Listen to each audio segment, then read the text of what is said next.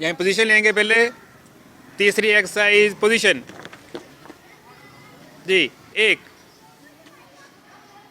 2 3 4 5 6 7 8 8 7 6 5 4 3 2 1 जी, very good.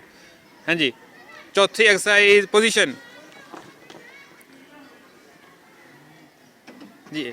ठीक है, हाथ हाथ आपके आपकी पोजीशन ठीक नहीं है बेटा। हाथ इधर रखें, ऐसे ऐसे हाथ करो ना, ऐसे दोनों हाथ जी। हाँ जी, ये पोजीशन ठीक है। हाँ जी, पाँव के हिसाब से हम ये करेंगे। 1 2 3 4 5 6 7 8 8 7 6 5 4 3 2 1 जी, वेरी गुड।